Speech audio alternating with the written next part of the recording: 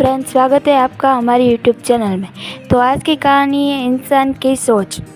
तीन राहगीर रास्ते पर एक पेड़ के नीचे मिले। तीनों लंबी यात्रा पर निकले थे। कुछ देर सुस्ताने के लिए पेड़ की घनी छाया में बैठ गए। तीनों के पास दो झोले थे, एक झोला आगे की तरफ और दूसरा पीछे की तरफ। तीनों एक साथ बैठे और यहाँ वहाँ की बातें करने लगे, जैसे कौन कहाँ से आया है, कहाँ जाना है, कितनी दूरी है और घर में कौन कौन है। ऐसे कई सवाल जो अजनबी एक दूसरे के बारे में जानना चाहते थे। तीनों यात्री कद काठी में समान थे, पर सबके चेहरे के भाव अलग अलग थे। एक बहुत थका हुआ और निराश लग रहा था, जैसे सफ़र ने उसे बोझिल बना दिया हो। दूसरा थका हुआ था पर बोझिल नहीं लग रहा था, और तीसरा अत्यंत आनंद में था। एक दूर बैठा महात्मा इन्हें देखकर मुस्कुरा रहा था। तभी तीनों की नज़र महात्मा पर पड़ी और वे उनके पास जाकर तीनों ने सवाल किए। उन्होंने पूछा, हे महात्मा, आप क्यों मुस्कुरा रहे हैं?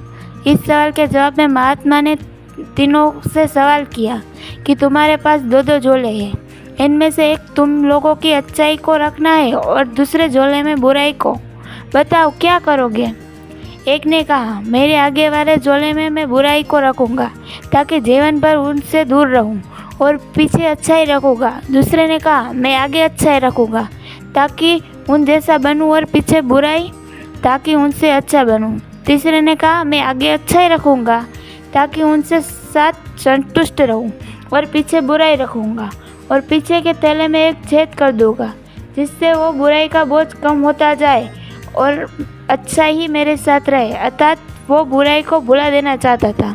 यह सुनकर महात्मा ने कहा, पहला जो सफ़र करके थक चुका है और निराश हो गया है, जिसने कहा कि वे बुराई सामने रखेगा, वो इस यात्रा के भांति जीवन से थक गया है, क्योंकि उसकी सोच नकारात्मक है।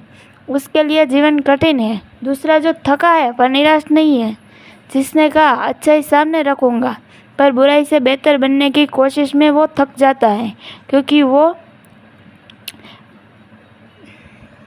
वो बेवजह ही होड़ में है।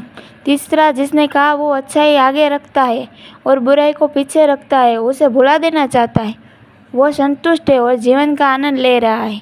इसी तरह वो जीवन यात्रा में खुश है। तो इस कहानी का सिर्फ एक ही और सीधा साधा मतलब है कि हमें हमेशा अच्छाई के साथ रहना चाहिए और बुराई को भुला देना चाहिए। हमें हमेशा अच्छे काम करने चाहिए। Thank you. अगर आप